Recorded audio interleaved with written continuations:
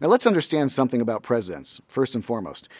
They're all sociopaths. I mean, think about the ego that's required to be president of the United States. When we meet somebody with that kind of ego at a party, you usually find yourself moving across the room. Hi, I'm Jeffrey Engel, director of the Center for Presidential History at Southern Methodist University. Today we're going to be reviewing scenes that feature U.S. presidents in films and TV.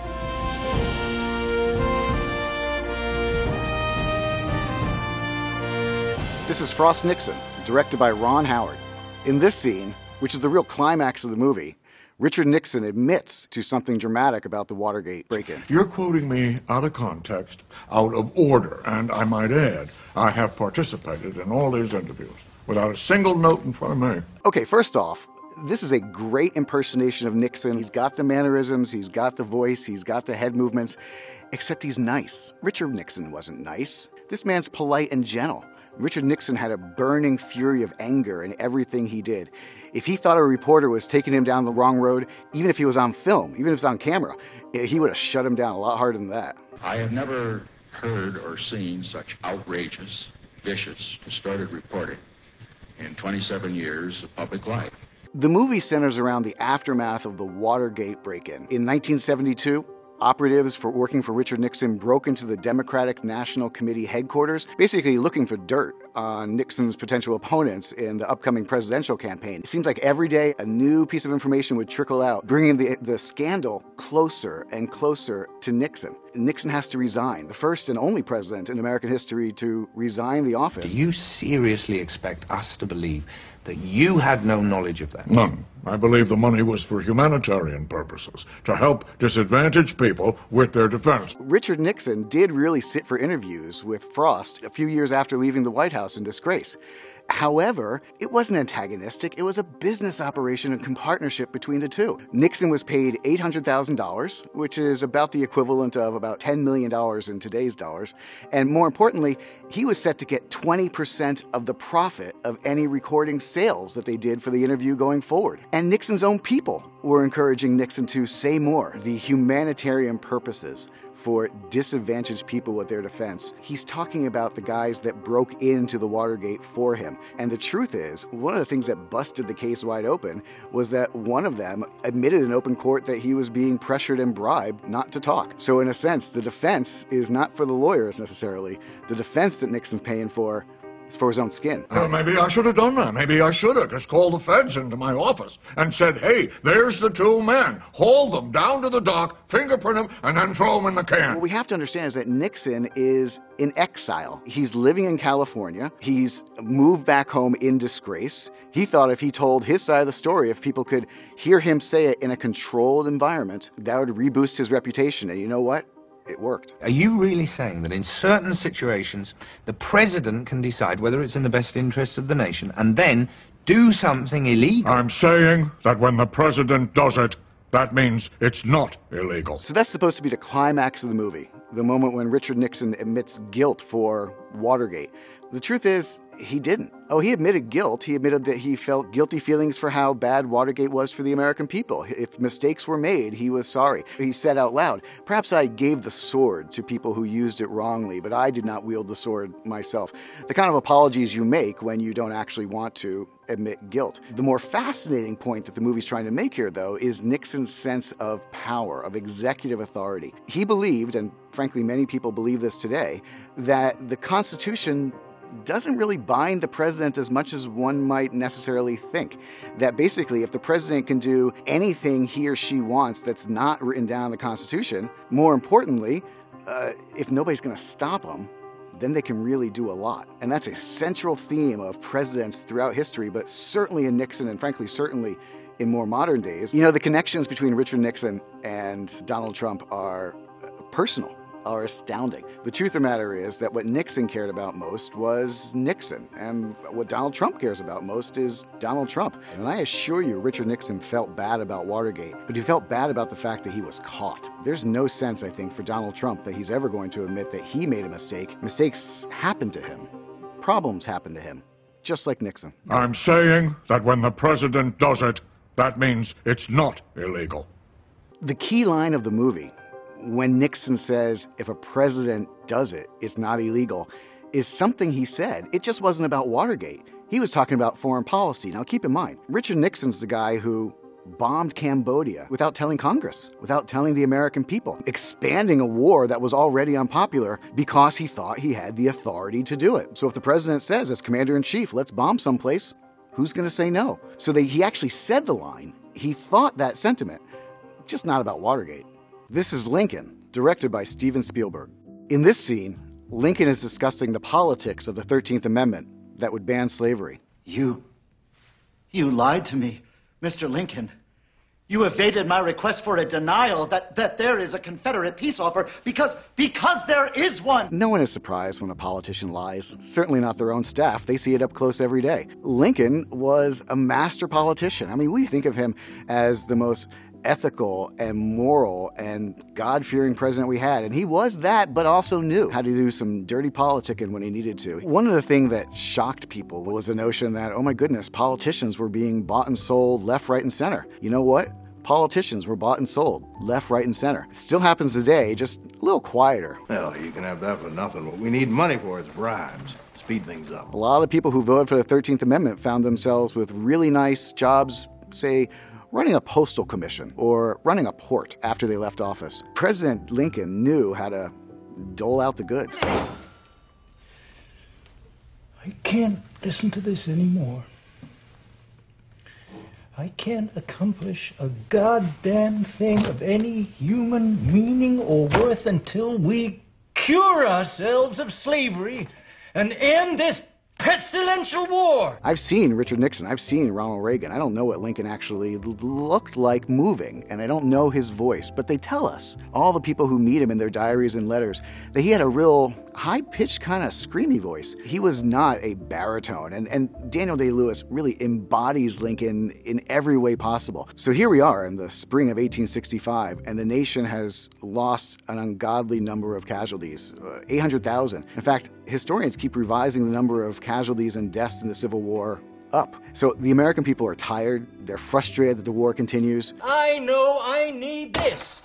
This amendment is that cure. Lincoln wants the war to end as quickly as possible, but not so quickly that he can't get everything he wants done politically. He wants to get the 13th Amendment passed, the 13th Amendment that would ban slavery forever in the United States. Lincoln was, frankly, never one to think that blacks and whites were equal. In fact, he had the idea perhaps that blacks could be transported back to Africa after the war, because the two races could never possibly live together in the same country. They were just too unequal. What he objected to, because blacks were human, that anyone, any human, should be put into slavery. And he worried in some ways that if someone could be put into slavery, then anyone could be put into slavery, and the way to keep everyone out of slavery was to abolish it forever. We're stepped out upon the world stage now, with the fate of human dignity in our hands. What's also fascinating about the scene is that it shows Lincoln yelling. It shows Lincoln angry.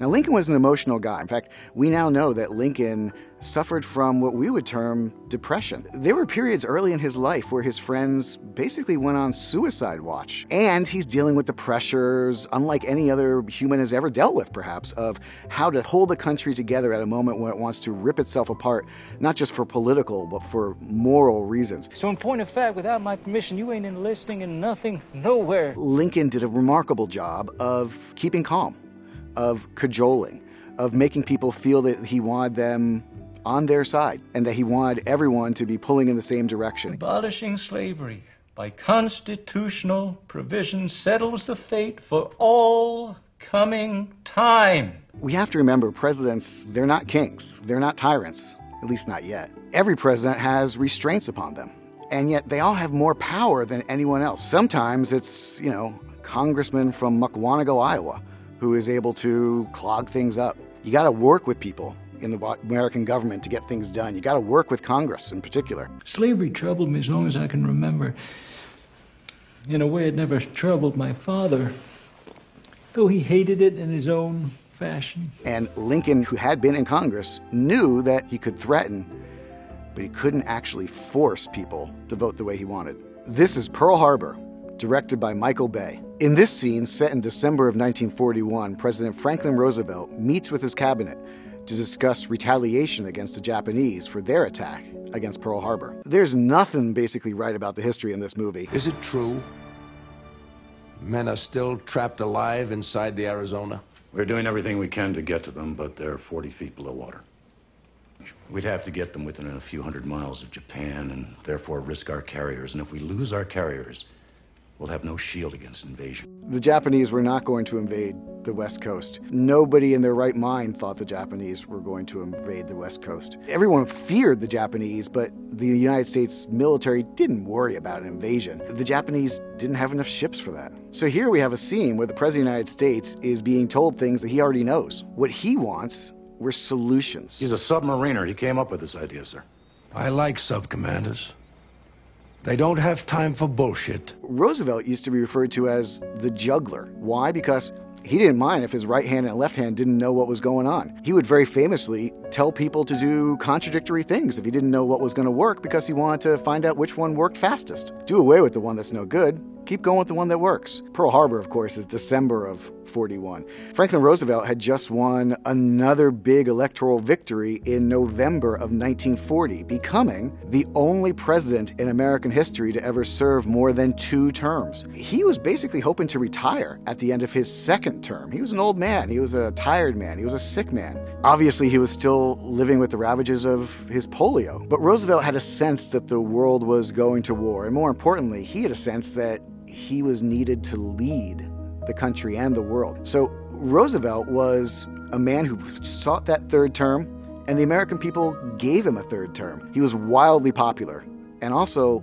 wildly hated.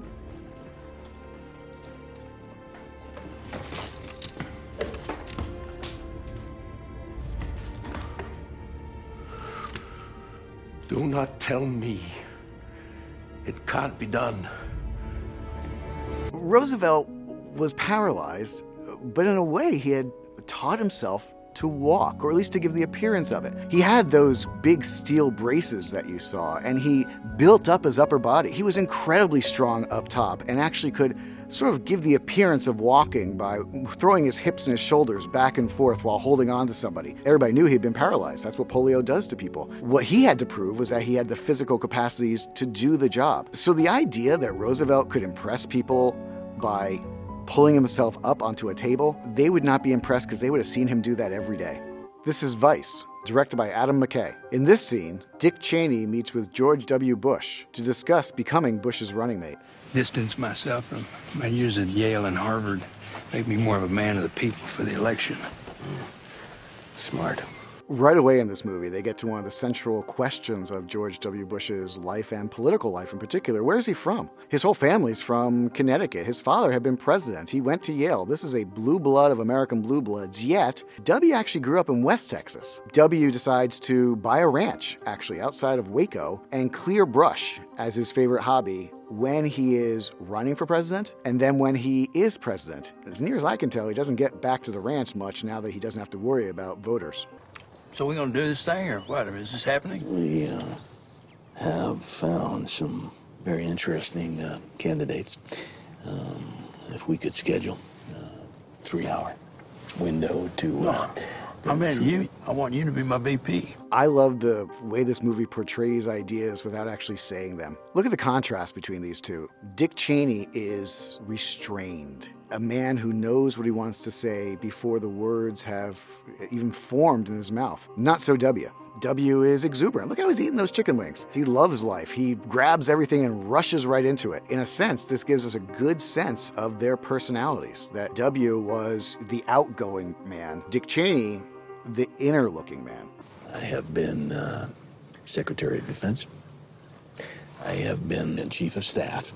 The Vice Presidency is mostly a symbolic job. Vice presidents historically have not been particularly important. In fact, I would argue Walter Mondale is really the first to have a policy influence on the administration, and that Dick Cheney essentially took the vice presidency in ways no one had ever done before. Washington was filled with rumors that, in fact, Bush was just a puppet, if you will. Now, I don't think that's true. In fact, I think by the end of the administration, by the second term, especially after much of Cheney's advice had completely gone awry from the first term, W had no longer much interest in what Cheney had to say. But the central tension of their relationship existed throughout the 8 years of his presidency, which is, was the president in charge, or was the vice president pulling the strings? However,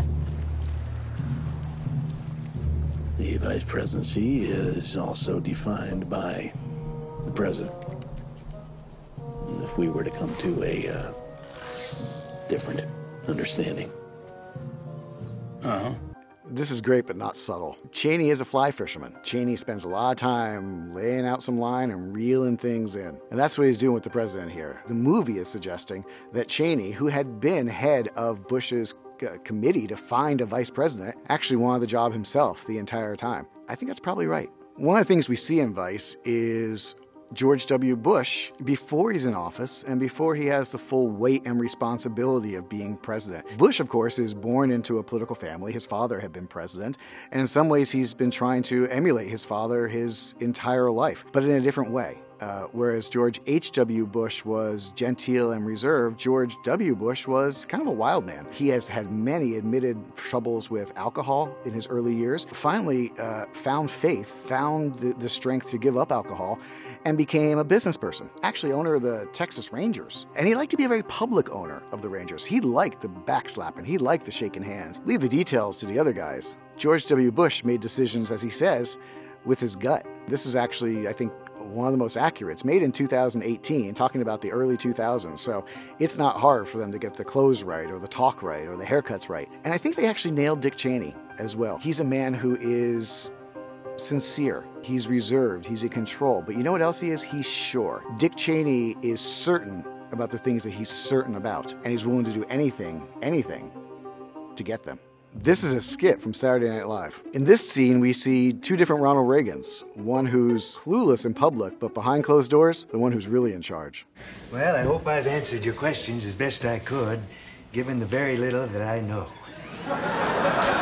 Goodbye, and God bless you. Thank you, Mr. President. Thank you very much. Okay, get back in here. All right, let's get down to business. I'm only going to go through this once, so it's essential that you pay attention. This is Ronald Reagan's second term. Ronald Reagan, who had been one of the oldest men ever elected president, and Ronald Reagan, who frankly was never much on top of the details. He was a real delegator, a big picture guy, if you will. So this skit is one joke. The idea that this man who's barely awake sometimes and who can't keep track of details is actually masterminding global conspiracies. The truth is, Reagan was not masterminding global conspiracies. Reagan was that kindly, nice, quiet man with a big idea and big optimism who did like to meet with Girl Scouts and did like to talk to reporters but didn't like to tell them too much. And the Reagan who is pictured here behind the scenes is never a Reagan that existed, and certainly not by the second term. So we're supposed to laugh, if we're Americans in the 1980s, at the very notion that our president was actually in charge. Ronald Reagan let other people bring decisions to him which he approved.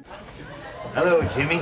Yeah, well, hi, Dutch. How are you? Yeah. Oh, I'm sorry, Mr. President. You know, I have the hardest time getting used to that.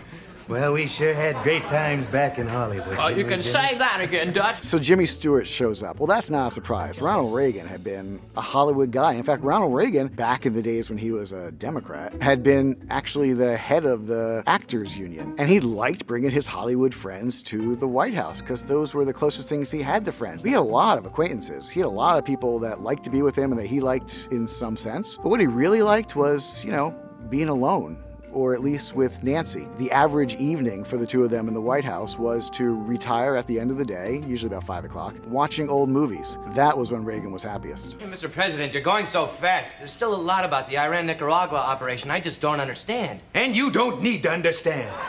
I'm the president. Only I need to understand. The Iran-Contra controversy that's at the heart of this skit was a big deal. Ronald Reagan, frankly, should have been impeached. He did more than most of the presidents who have been impeached to be impeached. The American public wasn't really interested in that just a few years after Watergate, and frankly, in the middle of a president's second term, a president who the American people liked. He was very popular. So there's a real sense in which Ronald Reagan was able to have subordinates manipulate the international system with actually no consequences. He's one of the first presidents that we refer to as Teflon. Nothing sticks to this guy. This is the Comey Rule, directed by Billy Ray. In this scene, newly elected President Donald Trump demands loyalty from FBI Director James Comey. Press has been very unfair to you. I know about that. Nobody gets treated as unfairly as I do. It's disgraceful. The scene and the context matters here. President Trump is meeting one-on-one with FBI Director James Comey. President Trump is a business guy. He's never been in government before. He thinks that's the way things operate. He thinks he can talk to anyone without any consequences. The truth is, there used to be rules in Washington, or at least understandings. One of them was that an FBI director, in order to make sure that he was not politically influenced by the president, in order to make sure that he was independent to do his job as confirmed by Congress, would never meet with the president of the United States one-on-one. If there's no one else in the room, there's no one else to attest to what you've said. That's why Comey took notes, because he knew every time he met with the president, it was something he shouldn't be doing. I don't think it'd be good for you personally to make you look like you've done something wrong. Who needs that?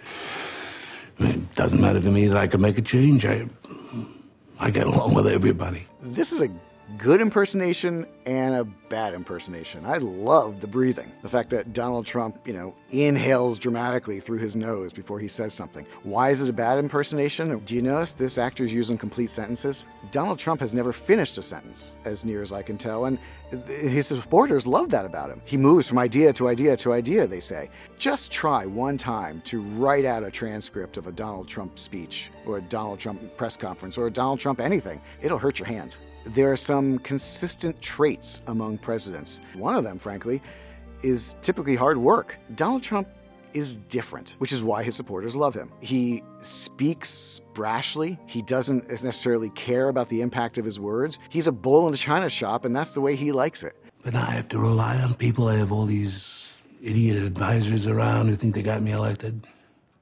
I actually listen to TV people. One thing we know about Donald Trump is that he watches a lot of television. How do we know this? Because he tells us. He tweets about shows all the time. That's what he thinks is important about his presidency, how it's perceived, not the policies. It's how it looks on TV that matters to him, not surprising as a former TV star. No other president in American history has come into office without having either been a general or having held elected office before. Donald Trump has done neither. Donald Trump is unusual in every way that he approaches things, which is frankly why most of the people who wind up working for him who have government experience wind up resigning. They don't understand what it's like to work for a man who doesn't understand the basic ways that government works. Well, you can rely on me, sir, to tell you that I need loyalty. I expect loyalty. James Comey was the same FBI director for Obama as he was for Donald Trump, a person who thought his loyalty was to the department and to the law and to the American people, not to the president. This is why Donald Trump broke the law in trying to influence the FBI director. If you are under investigation by the FBI, which Trump was for his dealings with Russia and the Trump campaign was, and you try to influence or intimidate or purchase the loyalty of your prosecutor, that's jail time in a normal circumstance. One of the first things Donald Trump did in office was frankly try to buy the influence and the judgment of a person who has loyalties not to the White House but to the Constitution. The show tells us that Trump tries to run the government like his own personal business, which it just isn't. This is W, directed by Oliver Stone. In this scene, President George W. Bush meets with his advisors to discuss potentially invading Iraq or Iran, and if so, how to market it to the American people. Weapons of mass destruction make these countries more dangerous. We've got to begin educating the public about the size of this war and its implications. You have an approval rating of more than 80% right now, sir. It's just astounding. This is after 9/11, and more importantly, after American forces appear to have stabilized things in Afghanistan. And the Bush administration begins looking for, the next target. Now, this is one of the open questions that historians are going to be asking for generations. When exactly did George W. Bush decide to invade Iraq?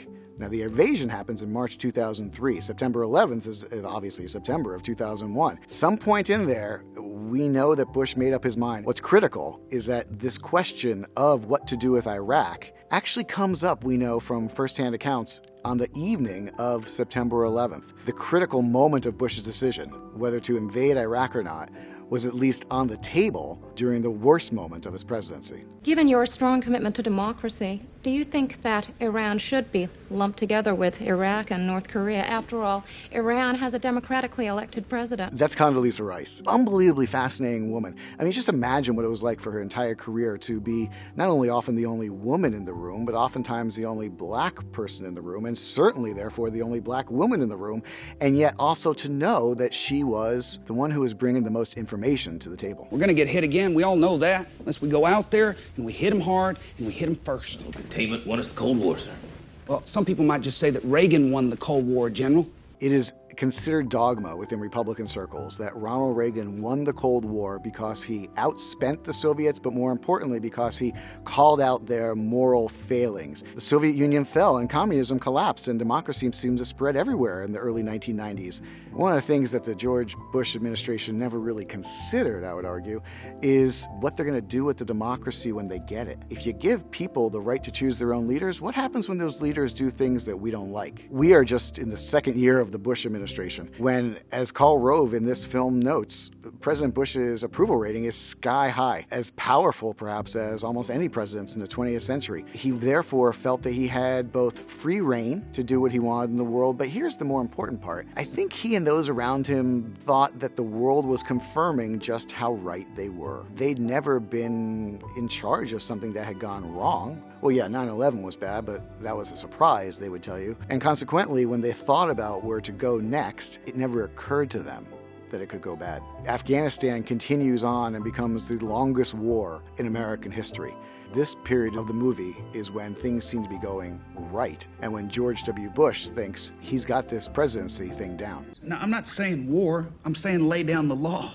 But the speech, as written, is taking a preemptive posture against countries none of whom have declared war on us. Here I think we need to be a little bit sympathetic to the Bush administration. We had just been through an unprecedented terrorist attack. We had just suffered through anthrax attacks. The expectation was not that there was going to be one additional terrorist attack, but multiple terrorist attacks. They could come anytime, anywhere, in any place. The idea that American policymakers would look for solutions for security shouldn't surprise us. The problem was they wound up looking for solutions in places where the problem wasn't in the first place. Iraq was a country that, frankly, was contained. Both Vice and W, of course, have George W. Bush as a central character. And I think it actually shows a consistent sense of George W. Bush. He operates on truthiness.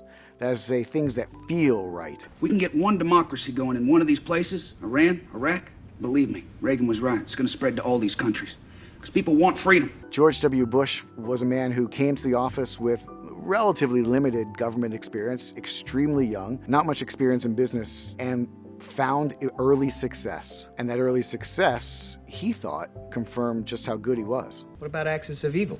Axis of Evil? Evil? Yeah, I like the ring of that. That's good. Mr. President, Axis brings up World War II.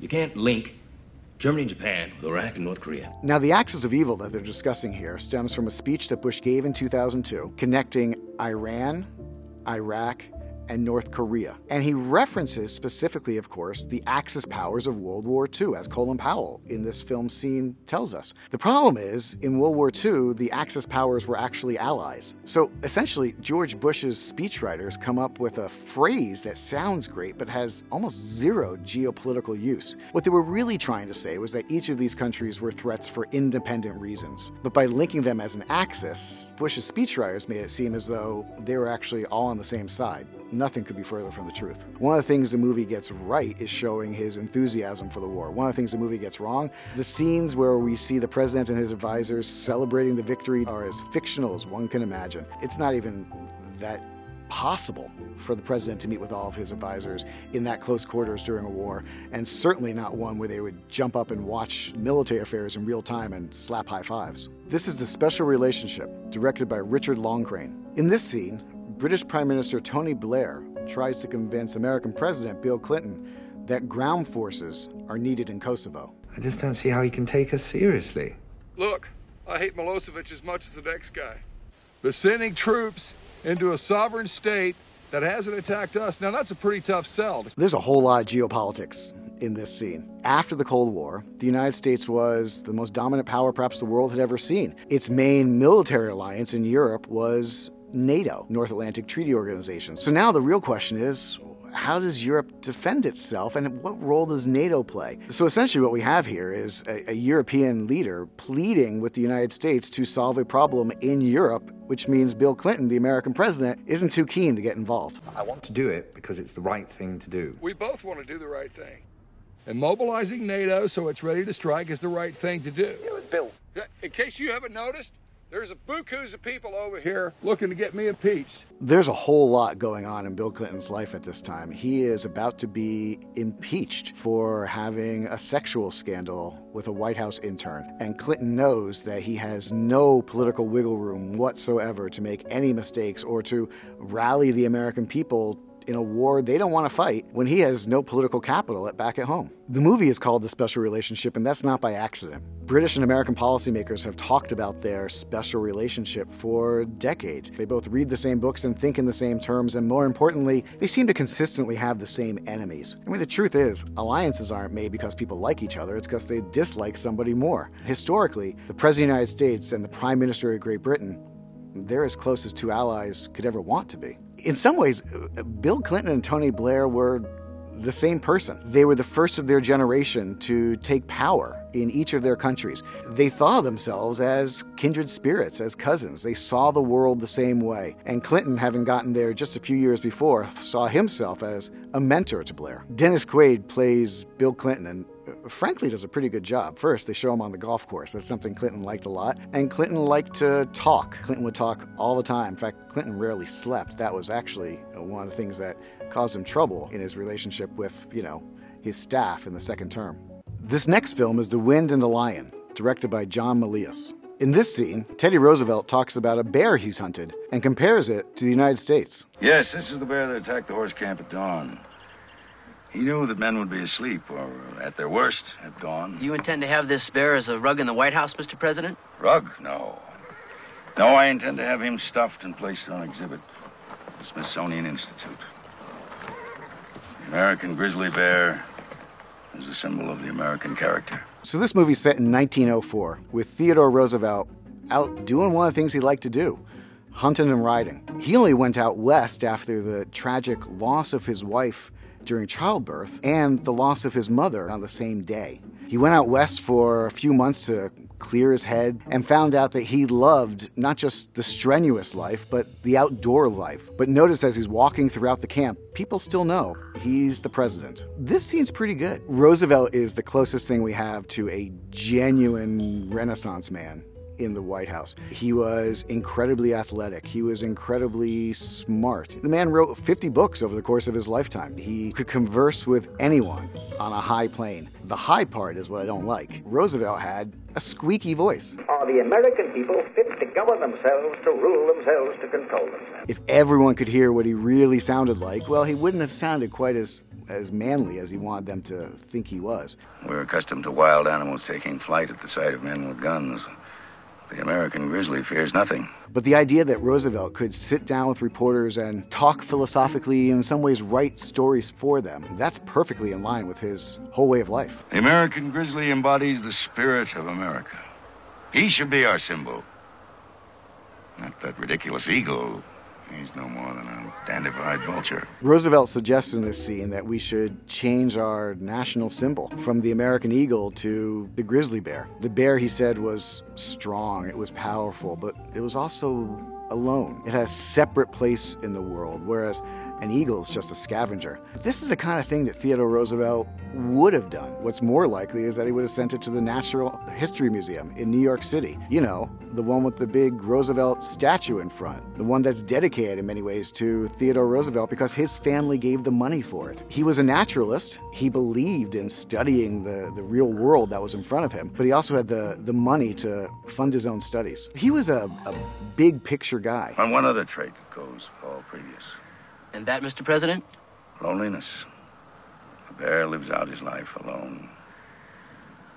Indomitable, unconquered, but always alone. And this is why I don't really like this scene, because he suggests that Americans are lonely, are isolated. That wasn't Roosevelt. He thought Americans were integrated, should do more overseas. But the idea that the United States would have no allies wouldn't jive with Roosevelt because he thought that the United States was supposed to be a leader of nations, that we would lead and people would follow. Roosevelt was one of the key leaders in a movement that we now call the progressives, people who thought that government could be used to reel in capital, to reel in corporations, to reel in monopolies. He believed in progressivism, by which he meant progress. We need to make the country better. He knew that he was at the top of the food chain, and he wanted to stay at the top. But he also knew he could appeal to people throughout the American electorate because he could say to them, I'm going to improve your life, no matter where you live. The world will never love us.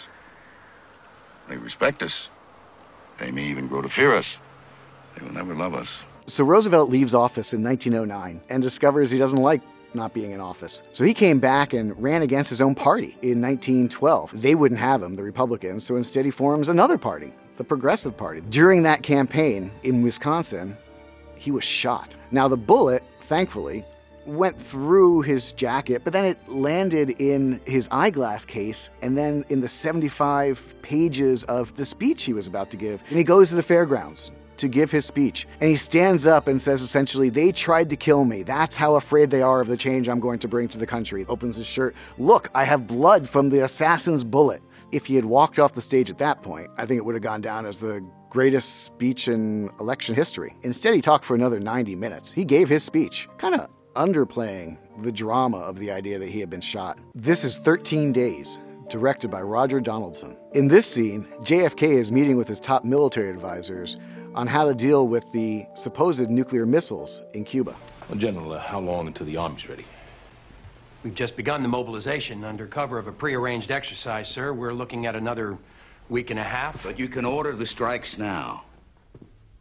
Plans call for an 8-day air campaign. This is October of 1962. American spy planes have discovered the construction of Soviet nuclear facilities in Cuba, 90 miles away from America's shores. The presumption in real life is that there are no missiles there, that they just started building these construction sites for them. In the movie, it's a little bit more tenuous. Throughout this scene, they'll discuss the missiles being there. They didn't think the missiles were there, but here's the kicker, here's the real fun part. The Kennedy administration in real life was wrong. There weren't nuclear missiles in Cuba, but there were nuclear weapons. Longer range, IRBMs. They can hit every place in the country, except Seattle. So every person that we see in this movie is a real person except Kevin Costner. He's a character that they created in order to have conversations recorded in the room. He's there as a dramatic device with a terrible Boston accent. So I was ready to knock that son of a bitch across the room. Knew it was coming. You give me the order right now. My planes will be ready to carry out the airstrikes in 3 days' time. All you gotta do is say go. My boys will get those red bastards. That was Curtis LeMay. He's the guy who commanded all the U.S. bombing of Japan. He's the man that thought up the idea that, well, we could strategically firebomb and starve the Japanese into submission. Remember, more Japanese died in individual attacks in Tokyo and other cities organized by LeMay than were killed during the atomic bomb strikes. So this is a man who had, shall we say, no compunction using force. This movie gets right a real key dynamic of the Cuban Missile Crisis, which is that John Kennedy was not liked or respected by many of his generals, Curtis LeMay in particular, and you can understand why. John Kennedy had been a lieutenant in the Pacific Theater. Curtis LeMay had been in charge of the entire Air Corps, and they didn't like the idea. This young whippersnapper was the man in charge, and they didn't miss many opportunities to remind him of that. You're in a pretty bad fix, Mr. President. What did you say? You're in a pretty bad fix. So maybe you haven't noticed you're in it with me. That exchange happened. It's really a dramatic scene that shows how enthusiastic LeMay and others were to use military force and how reticent Kennedy was. This is really the great secret of Kennedy's brilliant diplomacy during this period. He bought time to consider other options. Curtis LeMay wanted to bomb yesterday. John Kennedy found that he used all 13 days of the crisis to find the one peaceful avenue out of what seemed like a sure course to nuclear war. There are two things that people need to appreciate about John Kennedy, the person. The first is how sick he was and how much pain he was in. He was a genuine war hero. He had broken his back as a PT commander during World War II. And he also suffered from a variety of adrenal and gland diseases. He basically was in constant pain, which meant he was constantly being revved up by amphetamines, painkillers of all kinds. He was a walking drugstore. The other thing about Kennedy was he liked his relaxation time, and he liked his relaxation time to be not by himself and not necessarily with the comfort of his wife. John Kennedy, let's say, had a good time. But he had some trip-ups. Essentially, everywhere that Kennedy turned, he talked tough, but it looked as though he wasn't willing to back it up. He was personally popular then, but people were still wondering, even as late as 2 years into his administration, if he was really up to the job. This is LBJ, directed by Rob Reiner. In this scene, LBJ is having a policy discussion with some of his closest advisors in close quarters. Why the fuck am I busy alienating every son of a bitch in my party when, if I'm gonna make a run in 68, well, I'm gonna need people to fucking like me. Shut the door. You're probably wondering what you're watching.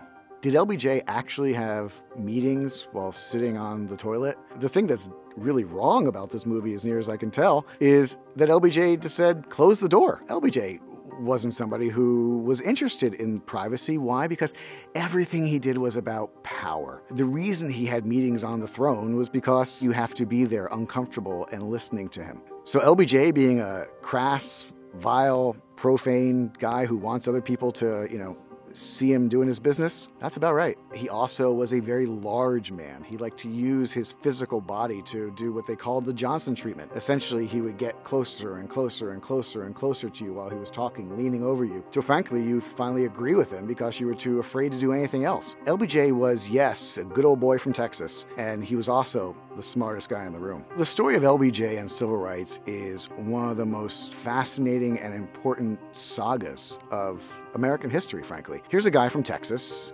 grew up in Jim Crow South, voted as a legislator for lots of Jim Crow anti-black policies. When he becomes president, does the unexpected. He winds up being a champion for civil rights. Why did LBJ change? He told us that when a person becomes president, they suddenly feel responsible for every citizen. Not just the ones that voted for him, but for everybody, especially those who don't have an advocate for themselves. This is John Adams, directed by Tom Hopper. In this scene, gathered around George Washington's table, Alexander Hamilton explains his economic plan to Thomas Jefferson. I must admit, Mr. Hamilton, I'm a little uncertain as to the purpose of the Treasury Department. No doubt its function will reveal itself to me in good time. I think everybody at this point knows that Hamilton and Jefferson despised each other. They had different worldviews. One way to think about it is the speech that Hamilton's about to give explains to us the importance of financial power and of structures of government, and Jefferson counters talking about liberty and freedom. In essence, Jefferson's a man who thinks the world is moved by ideas. Hamilton's a man who thinks the world is moved by money and power. The future prosperity of this nation rests chiefly in trade. Trade depends, among other things, on the willingness of other nations to lend us money. So Thomas Jefferson was concerned about central authority. So was everybody else. But the truth is, in the late 1780s, after the Revolutionary War, but before the Constitution was signed, people longed for a central authority because chaos reigned. It was a terrible Great Depression, perhaps as bad as the Great Depression. There was essentially lawlessness going on, and there was no central authority who could put things in order. The Constitution, in many ways, is a remarkably conservative document. It's about keeping things in check. The Declaration of Independence is the radical document we must break with the world. Jefferson, who wrote the first, I think in some ways never fully appreciated the second. The scene demonstrates really Adams' discomfort within the Washington administration. Why? Because he was vice president. And Washington makes clear that he does not really consider Adams a member of the cabinet. Washington does not want Adams's opinion. Why? Because he's another elected official. He's not a chosen advisor from Washington. George Washington wants to make sure that we remain a democracy with a small d, a republic with a small r. John Adams had suggested that perhaps we should call the American president His Excellency, the President, and go on and on and on. Washington said, no, Mr. President will do. Mr. President? Mr. President. And nothing more. John Adams is a great representation of the early colonial period and the early national period for the United States. The clothes are right, the looks are right. Frankly, the fact that people seem a little dirty. There's a wonderful scene in here with George Washington talking about his wooden teeth. Well, you know, he didn't just have wooden teeth, of course. He had actual teeth that were taken from his slaves and implanted in his own mouth. They didn't go quite into that detail in John Adams, but they certainly give a good sense of what it was like to be in these hot, stuffy rooms without air conditioning, fully buttoned up in those clothes made of wool and cotton, working through some of the toughest issues of the day. There's also a real sense that John Adams, not necessarily somebody you wanted to hang out with. He was not the most fun guy in the room. So the men around this table are iconic. We call them the Founding Fathers. George Washington, who of course was the virtuous man, the man who, yes, had led American forces in the Revolution, but he wasn't respected and elected president just because he was the smartest guy in the room. He was the most trusted. He was the one who you knew if he said something, he meant it. Thomas Jefferson, now he may have been the smartest guy in the room,